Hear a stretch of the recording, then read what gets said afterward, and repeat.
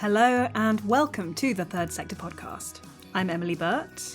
And I'm Lucinda Rouse. Each week we bring you half an hour of discussion and debate about the important goings-on in the charity world. This week we'll find out how one charity platformed its cause by getting involved in the scripting of a well-known TV drama. We'll ask how they weighed up the pros and cons and what the impact has been that they could measure. But first, as this episode is released, we are now 1 week into the new Labour government.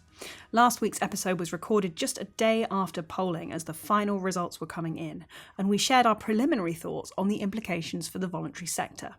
So as we record today, a few more days have passed. Lisa Nandy has been confirmed as the Secretary of State for Culture, Media and Sport, and hopefully that's good news for the charity sector, which at the moment does fall under that brief, because Nandy not only previously served as the Shadow Civil Society Minister, but also worked directly in the sector in a previous life at both Centrepoint and the Children's Society. Nicole Sykes and the Pro Bono Economics team have also done some number crunching over the last weekend, and they found that Keir Starmer's cabinet has the strongest collective charity sector background in history, with 8 cabinet members working in the sector before moving to Parliament. However, as of yet, we don't have many more concrete details about the future relationship between government and charities. So we're delighted to be joined now by Sarah Elliott, who is the Chief Executive of the National Council for Voluntary Organisations, and we're going to chat briefly about what might be in store for the voluntary sector under the new Labour government. So hi Sarah, great to have you with us. Hi Emily, hi Lucinda. So from your perspective, what in your view can we expect to change for charities under this new government? So I think maybe to answer this question by thinking about the different roles charities play and what Labour has already said in relation to these. So I like to split it into kind of 3 main roles, so delivering services, giving voice to communities through campaigning, and then building communities and community building and volunteering. So in terms of delivering public services, we know that Labour has committed to longer term funding settlements for local government. And that's really good news for the voluntary sector, because it would mean that contracts become much less short term and there's a lot more certainty around contract delivery. We've been really clear that charities can't continue to subsidise public sector contracts in the way that they have been doing. Labour's also talking about improvements to the procurement rules, although they don't actually mention the voluntary sector in terms of what they've said about that. And at the Civil Society hustings that we hosted a few weeks ago at NCVO, we heard Lillian Greenwood talk about the role of social investment as well. Also important to say, at the time of recording, we haven't had the Civil Society Minister announced, but Lillian Greenwood, before the election, was the Shadow Minister. So I'll probably refer to her a little bit in my reflections.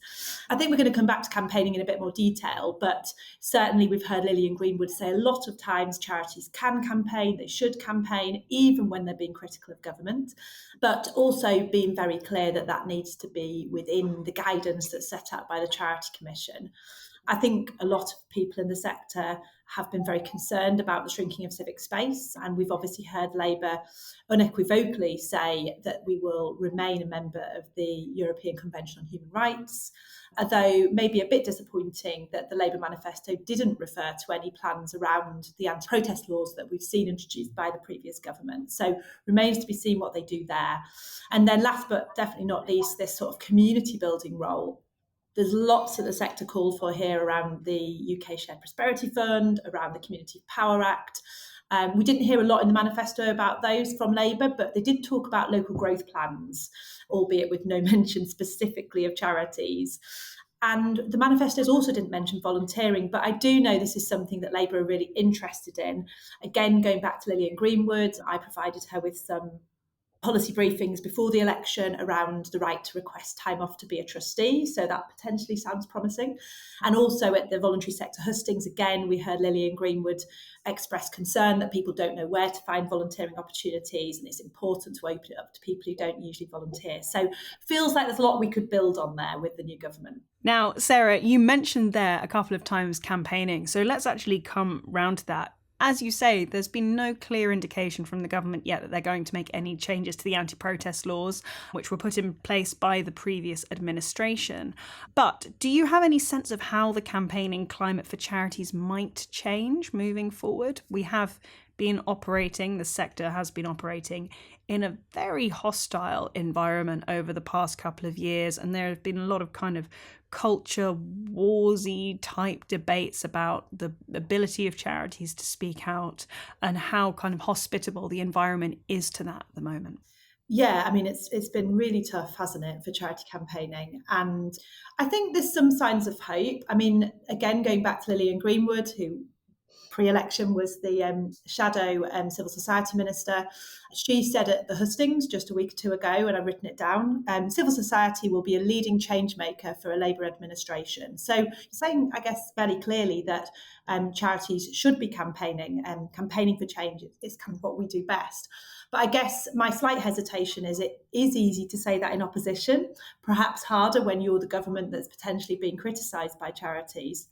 I am hopeful, but I think, you mentioned culture wars, Emily. I don't think the culture wars are going to go away. So we're going to still be operating potentially in that challenging environment, albeit with a different government, with a different agenda. One of the things I've been trying to assess and talking to colleagues in the sector is were charities a bit quieter during this election campaign because of the worries around the campaigning environment. Listeners might want to have a look at Jay Kennedy's blog from Directory of Social Change, and he actually celebrates a lot of the great campaigning we saw in the run-up to the election. But I know I certainly heard from NCVO members whose boards in particular were being more cautious. So I guess this kind of wider environment around campaigning is one of the reasons that NCVO and Akivo have been pushing really strongly for what we're calling a charter between the government and the sector. So for those who remember the compact of the early 2000s, we're kind of bringing that into the sort of 2020s. And what we want to do with that is formally set out that charities' campaigning role is important. And we want government to set out that they recognise this. And we know there are tensions there. We know there are tensions in wanting to partner with government while also be independent and be capable of speaking out, which is why we think this charter to kind of surface those tensions is really important. And then finally, just to mention the Charity Commission, I think the regulatory environment is also really pertinent here. And of course, the independence of the Charity Commission, really vital. And it's not so very long ago that we had the DCMS Secretary of State saying he was going to harness the powers of the Charity Commission, shift charities away from woke work. And so that's still kind of live in collective memories. And so Labour haven't said much yet so far about the Charity Commission and the role of the Charity Commission. So I guess interesting to kind of keep a watch on that and see what comes out in the coming weeks as we start to work with the new government. Yeah. Really interesting. So just going back very briefly to the campaigning element, there have been lots and lots of charities since the election outcome announcement putting forward their stall to the new government, putting out what they believe the government's key priorities should be, what needs to change to positively benefit the causes that these charities exist to further. So how, in your opinion, do you think charities can most effectively get the ear of the new government and the ministers that are relevant to their cause areas and ensure that they get a seat at the table without being too pushy? I think the most important thing is around establishing those relationships now. So, really early on, right at the beginning of the political cycle. And we've got lots of new ministers. There's hundreds of new MPs in Parliament.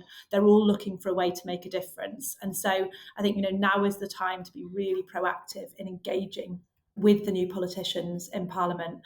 I think the framing is really important. And this, I guess, sort of goes back to the sort of relationship that we want to establish with government. I think it's so easy to go to government with this long list of asks. And we have got a long list of asks between us as charities across the sector. But I think really important to perhaps start with, this is how we can help. This is how we can help with the Labour missions, with your agenda. And then, of course, say, and this is what we're going to need to be able to play our best role. And so, I think let's linking to the kind of policies of the new government. I think also, though, important to think about stakeholders beyond the MPs. So civil servants, really important right now. They're that constant in the system and they're really important players in terms of how things will be delivered. And right now they are briefing their new ministers. And so if you've already got established relationships with civil servants, now's the time to be reaching out to them, really making sure that those relationships are maintained. And I think also important, although we've just had a general election, a national election, it has changed the landscape locally and regionally as well in terms of those dynamics. So So, we've got the largest number of Labour mayors now who are working with the Labour government. Labour is the largest party in the nation. So that's really shifted those local and regional dynamics too. And yeah, for the majority of charities, it's those local authorities, those sub-national relationships, local health systems that are perhaps more important than Whitehall. And so again, it's a time to kind of be really going back to the political context that we have locally. And then I think the final thing I'd say, and I think, just really important to remember that we need to continue to engage with all political parties. Of course, political neutrality really important, but also the opposition parties will have a really important role in holding this new government to account. We know that Rishi Sunak announced a reshuffled shadow cabinet, although that's probably going to be quite short term. We're waiting for a leadership contest. I think, really important to continue that political engagement right across the spectrum. So we do have a pretty good idea of what the Labour government wants the relationship with the voluntary sector to be like if we go on what they said before the election when they were trying to get elected. But now that they are in power, Sarah, do you have any idea as to their actual commitment and what the relationship's going to be like going forward? Well, of course, it's very early days, but I'm really encouraged that just this week, Jane Ide, the Chief Executive of Kivo, and myself have actually been invited to meet Lucinda and Emily, our new Secretary of State at DCMS. And I think this is a really great sign that Labour is prioritising their relationship with the voluntary sector. We know in the past charities have been that hidden sea in DCMS. And so, yeah, really looking forward to meeting her and setting out our stall for how we think we can work with the new government. Brilliant. We watch this space. And Sarah, I understand that you have actually met Keir Starmer himself. Tell us, what was he like? Does he fill you with hope? Well, I had the absolute privilege of chairing a roundtable with Keir Starmer as part of that Labour summit. And my biggest takeaway from that was just how engaged he was. He asked really insightful questions of myself and sector colleagues. And so I'm kind of really excited about the opportunity to work with the new government and to build that refreshed relationship that we've heard Keir Starmer talk about, this kind of reset that he wants to have with the sector. And I guess, if he's listening to the Third Sector podcast, we're up for it. We're looking forward to working with the new government and building that new relationship. Absolutely. And Prime Minister, if you would like to come on and tell us here in the studio about all the great things that you're going to do to work in charity over the next 5 years, then you have an open invitation. Sarah Elliott, thank you so much for joining us today. Thank you very much for having me. Moving on to this week's main discussion. Have you ever considered platforming your charity's cause to a far-reaching audience through the creative media? Well, if you have, you probably wouldn't be the first. And Emily, I know this is an area of particular personal interest to you. Really putting me on the spot here and outing one of my deeper secrets, which is that I am, in fact, besides being the editor of Third Sector, I'm also a long-time listener of The Archers, which is... Me too. Yes, another fan. Coming out. We must talk. For anyone who's not familiar, The Archers is a BBC radio show, and according to its website, it is the world's longest running soap opera. It's been going since the 1960s, and it focuses on a farming community in the rural and fictional county of Dorsetshire. Now, I don't think I am perhaps the traditional demographic for The Archers, but I got drawn into it back in 2014, so about 10 years ago now. And I started listening because at the time, the show was running this slow burn, incredibly compelling story about coercive control. One of the characters, Helen Archer, was in a controlling relationship with her husband, and this was a storyline that unfolded very slowly over the course of, I think, about 5 years. Now, at the time when I started getting drawn into it, the scriptwriters and the BBC were being advised by Women's Aid and by Refuge, so two charities were helping them make this convincing and compelling. And as the plot unfolded, it created this great surge in a national awareness around domestic violence. So a fundraiser raised more than £170,000 for Refuge off the back of this storyline. And apparently the plot was also credited with fueling a rise in calls to the National Domestic Violence Helpline by almost a fifth, 20% up, because of this partnership between a charity and a soap. So that case study can show just how much traction a partnership like this can have if it's done well and done really creatively. And it snared me in, and I have been listening actually ever since. I never got off the wagon, as it were. And you're now into alcoholism as well, because one of the characters is experiencing a really difficult period, and they're handling that very well, I think. Yeah, absolutely. They don't shy away from those storylines. We have had alcoholism, we had sepsis a couple of years ago, and I know that storyline was advised by, I think it was the National Sepsis Trust, and they have really also delved into some very, very gritty issues and worked closely with a range of charities throughout. Now seems like an overdue moment to bring in our guests for this discussion today. We have two people, Rebecca and Mark, joining us from Protect, which is a charity supporting and advising whistleblowers, in fact more than 50,000 of them since the charity's creation in 1993. This year, Protect advised the BBC on the development of a story about whistleblowing in the long-running hospital drama Casualty. So Rebecca Linford, Senior Legal Advisor, was Protect's main point of contact with the BBC Casualty team. Hi, Rebecca. Hi. And also with us is Mark Ellis, the Head of Communications at Protect. Hi, Mark. Hi to you.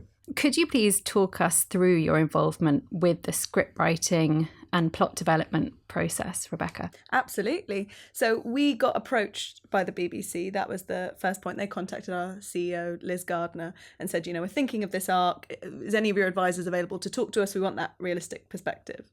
So the first meeting, and this was about a year ago, roughly, it was me and a couple of researchers, an editor, and their healthcare expert.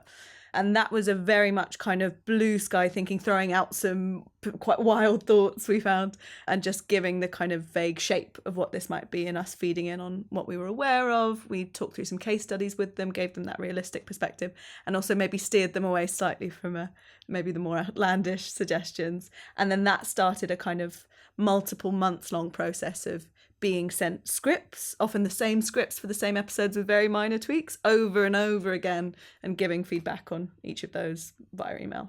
And you said it's a multi-month process. You were first approached in April last year, I understand, and the final episode came out almost exactly a month ago. How much time did it involve on your part? I think definitely more than we expected, definitely. I would say I was very careful in blocking out my time. As a charity, you really have to make sure your primary work to your service users is coming first. But I would say it was an afternoon or a day once a week for 2-3 months, basically, give or take, and that initial meeting. Because I was also having discussions with my colleagues. I would bring it to our weekly meeting so they could chip in ideas, and I was sending my script feedback to my seniors and my head of communication to make sure that was all well. So yeah, day a week maybe for a couple of months. And if the final episode came out a month ago, as someone who is not a regular consumer of Casualty, because obviously I'm too busy listening to The Archers, can you give us kind of an overview of the rough story arc? Are we in a safe, spoiler-free space now? Yeah, I'd love to. I've been talking about it for months. Casualty, a panorama-style dispatcher's documentary comes out. All the nurses and staff are wearing body-worn cameras. One member of staff from Casualty has leaked this body-worn footage, and it is showing Casualty in a state of disrepair, patients not being treated quickly, leaking ceilings, a hospital in panic, in crisis. That's leaked. This documentary airs. Then the senior staff member, Patrick, goes on a witch hunt, tries to find this whistleblower, tries to uncover them all. In the meantime, they suspect our lovely Rash, who has been having a difficult time and has been known to have raised concerns previously about Casualty being in crisis. So Patrick targets him and eventually forces false disciplinary allegations on him. The real whistleblower, spoiler, reader, tells Rash that she's the whistleblower. She's the one who leaked the footage because she's worried about the treatment he's getting. Rash very bravely sacrifices himself, confesses to being the whistleblower, lies about it to protect Reader. Reader tries to confess back to protect Rash, and then we get this lovely kind of series arc finale of all the staff kind of coming up in the I, Spartacus, I'm the whistleblower. No, I'm the whistleblower, because you can't fire your whole department. Well, I hope not. And that was the finale, yeah. That's really interesting, especially given the kind of the wider context, just briefly talking about the UK health system at the moment. So we know this, so it sounds like that was playing out against a background of the fact that we know a lot of hospitals are in crisis at the moment. So it would be something that was on people's minds anyway. So I guess this is just a really interesting way of firstly bringing that to the fore, but also raising awareness of whistleblowing and the process around that. Did you have to have any kind of contract or any sort of written agreement with the show to sort of outline your roles in the process of this storytelling? So we didn't have a written agreement. Obviously, we'd worked with the BBC previously. They're a bigger name than maybe a smaller production company that might have approached us. And also, we had a lot of faith and we were kind of in constant contact with them, keeping updated. I was seeing the scripts as they were coming in. So I had a lot of faith. We as a charity could have quite a tight handle on what was happening. But I think at the beginning it was really key just to set the relationship, though. And I think going into this, the BBC is a big name, the national broadcaster, you can have an idea of how they would work. But obviously they do contract out to different production companies. It's all kind of fragmented. So we had those initial conversations to kind of sense check, are we going to get on? Are you listening to what we're saying? Will you respect our calls? And Rebecca's being very modest. She did a lot of work on this. And the same things kept coming back again and again and again. They were desperate to throw this particular lines in, kind of a bit LA Law style, like, you can't sack me, blah, blah, blah. And some of these things are like, well, no one would say that. That wouldn't really be a thing. But they were kind of keen that would be the dramatic moment. So there was a lot of that. But I think we said it from the beginning to kind of make sure we were going to get on, they were going to listen to us. And I think over time it was challenging because their team changed. It was different people getting in contact. You kind of had to have the same conversations again and again. It wasn't sort of like, well, you're always going to work with this person and that'll be your easy relationship. So although we didn't have a kind of, this is the written contract, because you just never know what's going to happen in these things. TV drama, they might just suddenly change their minds and things like that. But yeah, it was key at the beginning to make sure we had a good sort of feel and that they would work in the way we could work with them. Because what would the reputational risks to you have been if they had gone wildly off-piste and decided that creative license was far more important than factual accuracy? Yeah, I think it's a really key point. Ultimately, we're a charity that is trying to make whistleblowing work for everyone. So, we work with organisations to ensure that their whistleblowing approaches work and are kind of within the fairness space. We also work with whistleblowers. So we didn't want a storyline to come out that kind of painted everything in a negative, terrible light. And obviously whistleblowing is a really, really challenging space. And a lot of people do have a really difficult experience. But we wanted to kind of use this to be not wholly and 100% negative. So that was our key thinking. And it was pushing back when they were going down any kind of routes that were unrealistic or actually were kind of painting things in a sort of over-dramatic way. It was kind of trying to sort of reel them back in. I think we did have conversations internally that if they did stop listening to us or wanted to do something that was sort of so rogue, we might put brakes on, we might kind of change. But throughout the process, they were very respectful and very kind of supportive and listened to our advice. Because I suppose from your perspective, ideally what you would want to have been able to show, and the importance of that nuance, as you were saying, is that if you are someone who in real life is seeing bad action happening in your organisation, that you should feel empowered to blow the whistle if you feel like it comes to that, and that you should know the sort of protections and the rights that are afforded to you as a person in that space. It was a really careful balance, exactly. I have my callers' voices in my head. I wanted a whistleblower to watch this and see, yes, it's just as horrible as that. But I didn't want someone who's thinking about whistleblowing to watch it and go, this is awful, I never want to do this, This is a crisis. And I think that was a lot of the script edits we were giving back, was if it could be phrased slightly differently, if it could bring this information in or just make someone feel less alone while keeping that realism. It's tricky. Yeah. And were there any other potential risks or downsides of getting involved? You said from a time-intensive perspective, it wasn't actually that bad. It was more than you'd anticipated, but it wasn't compromising the service that you could deliver to your clients. Were there any other downsides? I think just the general, it was just working out how much time this was going to be. And I'd say, my advice to anyone who gets approached or manages to make something like this happen for themselves is always factor in more time than you think of at the beginning. And I think secondly, it was about that sort of, how are they going to make this story? Whistleblowing is in the news quite regularly, and I think that was one of the reasons they came to us, because there had been, particularly in the NHS, a lot of stories, but of very high profile. They really wanted to kind of reflect reality in that way. But we were kind of very keen to push to make sure it wasn't just a wholly sort of negative storyline that painted things in the worst way. So that was the main part, really, just making sure that when this kind of finished and when this came to an end, it wasn't going to put people off from speaking up in the future. It wasn't going to completely kind of make this very, very difficult. And also actually on that question of time as well, when you work with a soap or something that is a serial and that is long running, these are storylines that can play out over weeks, months, years in some cases. You know, you briefly mentioned the alcoholism storyline in The Archers. Now, they started seeding that, I think it was probably 2014, 2015. It's taken 10 years to reach the point of crisis, which it has as well. Now, I'm sure they won't have had one charity on the line with them giving an afternoon a week for the last decade. But, you know, you never know how long these things are going to take to unspool. So probably an idea to get some sense of that as well at the beginning. Yeah, those are the questions I think you need to be asking at the beginning of how long will this be? We knew from this and the way that the Casualty kind of storylines develop, they have kind of, the series goes on for quite a few weeks and they have little subsections within that. So ours was called the Breaking Point segment, and that went on for about 8 weeks, and we knew that our storyline would kick in on about week 3. So it was going to be over 5 episodes. That gave us an expectation of how much work there was going to be. I think, as you say, if it is something that's going to go on for much, much longer, there is some reflection internally of how can we accommodate this? What's going to be involved for us? You know, especially when your name potentially could be attached down the line, and you're looking at kind of how you profile yourself. And when it's going to air. That's also important, because we last stopped speaking to them in December and it was 6 months later it aired. So making sure it's on your calendars of, right, this is all starting again. Hang on, let's remember what we said and what's happening. That's also important. So it was almost exactly a month to the day since the finale was aired. Have you been able to measure any benefits or positive impact of this storyline for Protect? I think the main thing was us tracking whether this was having an impact on the people that were calling us for advice and support. And we definitely have had people referencing the programme. It's challenging to always kind of get that information through, but people can, when they get in touch with us, can sort of say how they've been referred or how they hear about us, and TV and Casualty has been listed. So that is a win for us. You know, we're trying to make sure people are aware that we're there.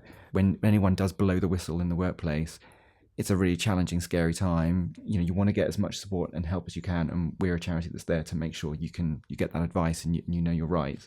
So being in a place where people can find us, that was really, really key.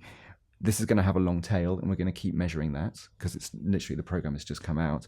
But also we were able to turn around some press coverage as well, and I think that's really key for us to leverage that opportunity to showcase the work that we do and the role that we have in a slightly different way. It's not about us pushing out heavy, hard stats and a big sort of political news story. It's a little bit softer. It's a little bit more kind of how whistleblowing plays out in real life. So that was really good for us too. The other thing great for us as a charity, obviously we contributed to that script we were put on BBC Action Line. Our name was out there with this, but also we're having a real problem, and I imagine other charities do, in publicising your issue, what you're concerned about. A lot of people don't know they're whistleblowing as they're doing it. They find out about it too late. So even the fact that people were made aware of whistleblowing and some of these rights and got that and were able to Google that and found Protect, the whistleblowing charity, through that was another kind of measurable success we've had from that in publicising whistleblowing. Also probably why it's so important then to know when the air dates are going to be. So important. So you can coordinate a publicity campaign around that and make sure that, you know, when the episodes are on or whatever, you're tweeting at the same time, or however you go out in your own channels. And if you've got an advice line, making sure you have the extra advisors on shift, all of that. Yeah. Because was there a big uplift in caller numbers in the immediate aftermath? It's hard to measure, especially when we haven't got our stats for the year out, but speaking personally, I don't think confidential information too much. It was a very, very busy Monday morning, I would say, as it aired on Saturday. And that's great. So with that in mind, do you have any top tips for other charities that might be listening who are thinking about embarking on a similar journey or would like to be able to platform their own expertise through a creative channel, like by identifying a hook for a soap or thinking about how to maybe make that reach out to the BBC? I would say keep your eyes and ears open. You know, you've got to monitor what's going on. I mean, my background before I came into the charity sector, I worked in BBC local radio, and we would talk about what was in the soaps all the time, and we would get people on to say, this character's going through a cancer diagnosis. We would get the local branch of the support service on to sort of talk about the services that happen locally. So I think the media is always looking for angles and looking at it in that way. So I think if you do the same, you can see what's coming up in the storylines, and don't be afraid to approach them yourselves. The best thing about TV and radio is they tell you at the end of the programme who made the programme, and you can grab the names directly from there, you know, and then fire off an email to those people to say, I can see this is happening. Do you know we this? Here's some information sheets we have. You know, all that kind of stuff that you would normally do. So I think that's really, really key. The other part is if you get an approach, do your homework. Is this a legit outfit? What kind of channel is this going to be on? How is it going to work? We felt quite lucky. BBC Casualty, everyone's heard of that. But we also get approaches every now and again from independent production companies, small outfits, and you're thinking, how are you going to do this? What's your agenda? How do you want to tell this story? So you have to really kind of think of it in that way. But I do think it is a great opportunity to get your issue out in front of a lot of people. Whistleblowing is a niche part of the kind of employment landscape. It has dramatic potential, and that's why we do see it in both fiction and across the news a lot of the time. But when the opportunities come up, assess them, think about them, work out your own internal resource, how you might be able to manage it, but definitely don't say no. Definitely think how it can advance your cause. I think maybe my 2 top tips. My first one, definitely have a clear timeline. When is it airing? How much work is it going to take? How many scripts are you going to get sent? But my second one, maybe more relevant to charities who are approaching media organisations, I think being really clear about what you can offer. Is it legal expertise? Do you have first-hand case stories? Is it you've got a shooting location like the RNLI, something like that? I think being really clear what you can offer helps you to manage your workload and makes you quite an attractive, clear prospect to a media organisation. And then there's also the BBC Action Line, which charities can get listed on, which is probably a more hands-off approach compared to being involved with a series plot development. Do you have any insight into how charities can get in touch with that and get themselves on that list? Yeah, I mean, for us, because the programme was coming out, we were then linked up with the BBC Action Line team and we were able to present the information in the right way. They are accessible and you can contact them directly as well. And I think you can make the links if issues are coming up or if you've heard something on a news programme or other things. The BBC Action Line page is the sort of catch-all for all those kind of situations. They're not going to give a name check to your organisation directly after a programme or give your kind of support line service out that way. They'll kind of collate it on the BBC Action Line page, as other organisations will as well. It is good to contact them directly as well to say, did you know we provide this service? Would you consider hosting us? It's linked to these 3 programmes. I think it's having that information in your back pocket to say, actually, this is something that's part of the national conversation and we're the easy fix to help you. It's working out how you can offer the solution to their problem. And there is a screening process. I believe a panel goes through every kind of proposed charity. So a couple of the questions that they asked us were about, did we have the capacity to suddenly receive a BBC audience worth of callers?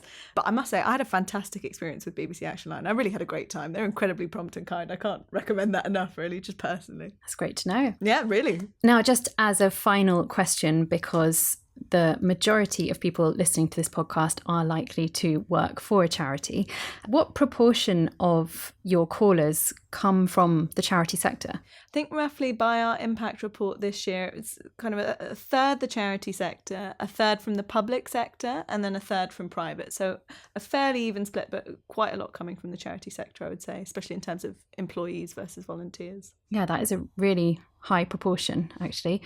And so what would your tips be for anybody working for a charity who wants to get in touch with you or has a whistleblowing issue that they'd like to raise? Please call us, look at our website. If you get your whistleblowing policy sorted out early, it will save you so many problems in the long run, especially in the charity sector. You've got such different legal protections. Just addressing that problem head on. You get so many people who it's a vocation for them working in the charity sector. They're doing something they love, but that unfortunately does cause quite serious personality clashes sometimes. If you can address that early on, I would love more charities to have a whistleblowing policy before they call us up. That would be really fantastic. Yeah. And I think the reason we do get so many calls from people working in charities is people have ethics and morals and they're there for the right reason. They're doing a job because they believe in the cause. And then when something goes wrong or something that contravenes that kind of viewpoint, they are more likely to speak up as to, and this is not to cast aspersions, but someone who might be doing a job for the money, they're doing it for the money, they're going to take that paycheck, whatever happens. People working in the charity sector are doing it because they love the cause and they're doing it for the right reasons. So yeah, I think if you're a charity boss, it's understanding that is the motivation for a lot of your staff. So things that you might do or inadvertently you might change will cause staff members to speak up and to speak out, and making sure they understand what they're doing when that happens and how you're handling it. I think as an organisation, you need to know how to address things. How do I follow things up? Who do I talk to? Where can I get advice? Obviously, I would say come to the Protect website, check out all the resources we have there. We've got loads of stuff that's both for organisations thinking about this, as well as if you're going through something really kind of terrible at work. But yeah, I think having a whistleblowing policy to start with helps both you as an organisation and you as a member of staff. You kind of know what steps you can take, who you should talk to, who you should be directed at. Even if you're a tiny charity, all you need is a designated trustee to talk to, someone who actually is primed and there and knows that that's their role. You don't need a complicated secret advice, secret anonymous line or secret email address. Actually, just having one trustee whose responsibility it is to be there when someone wants to speak out. Brilliant. Such great advice to end on there. Mark and Rebecca, thank you so much for joining us. Thank you.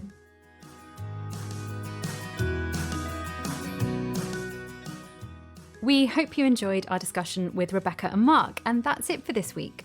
Next week, we'll be back to find out how Girl Guiding developed their environmental strategy. And just a reminder that our listener survey is always open. We really do greatly value feedback, and this is the best way to send it to us. It would take 5 minutes to fill in. We'd love to hear your ideas on future content and anything we could potentially be doing better. And if you are enjoying the podcast, it would be a huge help if you'd leave us a rating or even a review on the podcast platform you use. So for now, thank you to our guests Rebecca Linford, Mark Ellis and Sarah Elliott. Our producer is Nav Pal.